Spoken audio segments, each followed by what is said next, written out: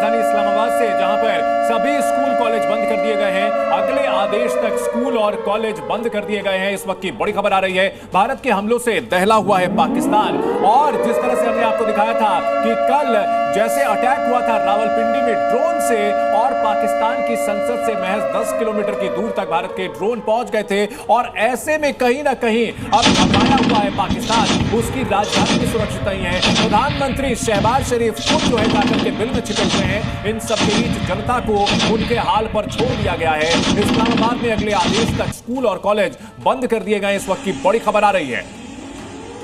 तो भारत के हमलों से पूरा पाकिस्तान दहला हुआ। इस्लामाबाद में फिलहाल सभी स्कूल कॉलेजों को बंद किया गया। पूरा पाकिस्तान इस वक्त इमरजेंसी के हालात में, अगले आदेश तक स्कूल कॉलेज बंद रहेंगे। पता नहीं वो अगला आदेश आने लायक पाकिस्तान बचेगा भी कि नहीं बचेगा। वहां के मुल्क के लोग यही सोच रहे हैं, अवाम यही सोच रही है कि अब हम नक्शे से बचेंगे भी या फिर रहेंगे। मैं खालिद का जल्द से रुख करूंगा। खालिद, आपके पास क्या जानकारी है? श्रीनगर में आप मौजूद हैं, आसपास के इलाकों से क्या जानकारी मिल रही है? लोगों को क्या गाइडलाइन बताई जा रही है, क्या बताया जा रहा है, क्या करें क्या ना करें? देखिए, सबसे पहले नियंत्रण रेखा की मैं बात करता हूं। जो कुपवाड़ा और उड़ी सेक्टर है जो प्रभावित हुआ है, जहां पर एक्सचेंज ऑफ फायर हुआ है, वहां लोगों को एहतियात बरतने की सलाह दी गई है, लेकिन पैनिक होने की ज़रूरत नहीं है। जो फॉरवर्ड एरियाज़ है हमारी तरफ से, उसमें निसंदेही कुछ नुकसान हुआ है। एक जान चली गई है एक महिला की, और 8 लोग जख्मी हैं। उनको भी उपचार किया जा रहा है। सारी चिकित्साएं वहाँ मौजूद है।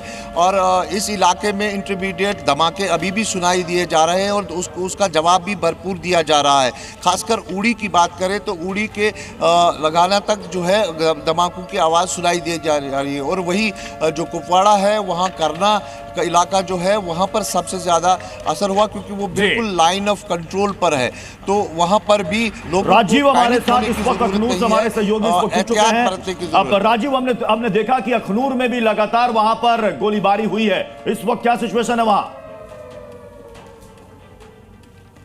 देखिए, कुछ देर पहले भी अखनूर में गोलीबारी हो रही थी, लेकिन अभी बंद है, क्योंकि अभी ब्लैकआउट जो टाइम था शाम से सुबह तक, वो टाइम खत्म हो गया था। लेकिन जो ब्लैकआउट की टाइम खत्म होने वाला था तब हमने देखा कि लगातार गोलीबारी हुआ आज सुबह भी। और वो अर्ली मॉर्निंग टाइम में बहुत ज़्यादा गोलीबारी करे हैं पाकिस्तान ने, और जम्मू के साथ साथ यहाँ अखनूर में बहुत ज़्यादा। लेकिन उसका जवाब भी मिला है, मुंह तोड़ जवाब मिला है भारतीय जो सेना है उनके तरफ से। और हमने देखा कि बहुत सारे जो ड्रोन हैं उनसे भी अटैक करने का कोशिश किया गया। और अखनूर सेक्टर में हमने देखा कि उसको भी जो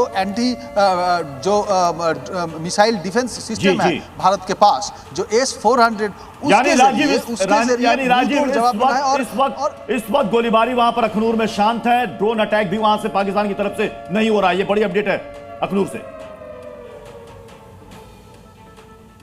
जी, देखिए, अखनूर में अभी गोलीबारी बंद है। जब अर्ली मॉर्निंग टाइम था तो बहुत ज़्यादा हो रहा था।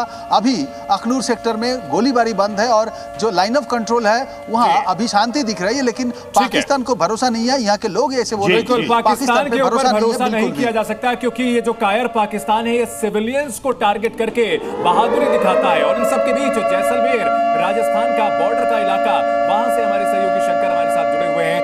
शंकर, राजस्थान के जैसलमेर में फिलहाल क्या स्थिति है और रात कैसी गुजरी है, ये बताइए।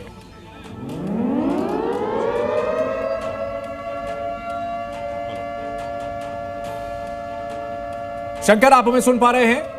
फिलहाल क्या स्थिति है और रात को किस तरह से पाकिस्तान की ओर से लगातार हमले किए गए और किस तरह से जवाब दिया गया, ये बताइए हमारे दर्शकों को। देखिए, जैसलमेर में उस वक्त 9 बजे के आसपास था। जैसलमेर ब्लैकआउट होने की तैयारी में था। सायरन बजने ही वाला था, और उससे पहले ही दुश्मन देश की ओर से ड्रोन से लगातार हमले किए गए। ये हमले जैसलमेर जिले के वायुसेना के साथ साथ जो आर्मी बेसमेंट है वहाँ पर हमले किए गए, परंतु दुश्मन देश को जो मंसूबे थे वो हमारी वायुसेना ने नाकाम किए। और कहीं न कहीं इन धमाकों से जैसलमेर शहर से लेकर सीमा तक जितने भी लोग थे डरे सहमे गए थे। हमारे साथ कुछ लोग हैं जिन्होंने ये घटना देखी थी, क्योंकि ब्लैकआउट खत्म होने के बाद कुछ सामान्य सी स्थिति हुई। रात्रि में जो घटना हुई, कैसा माहौल था? आपने क्या एकदम शांति माहौल था, और ब्लैकआउट होने वाला था जैसे ये ऐसे ड्रोन से हमले हुए पाकिस्तान की तरफ से, और भारतीय वायुसेना ने उन ड्रोनों को गिरा दिया। कई हमले हुए जो देर रात्रि तक चलते रहे, और सभी ड्रोन को खत्म कर दी। उस समय जिस समय हमले हुए कैसा लग रहा था, क्या कैसा माहौल था? माहौल तो एकदम देश के प्रति है, जय हिंद, भारतीय सेना जिंदाबाद। कहीं ना कहीं डर कोई डर नहीं था। हम हमेशा बातें सुनते आए थे। तो 1965 और 71 की लड़ाई की हमने जो बातें सुनी थी और हमने देखी भी 2025 में की लड़ाई कैसे होती है। भारतीय सेना हमें विजय रहेगी, आगे भारत की ही जीत होगी।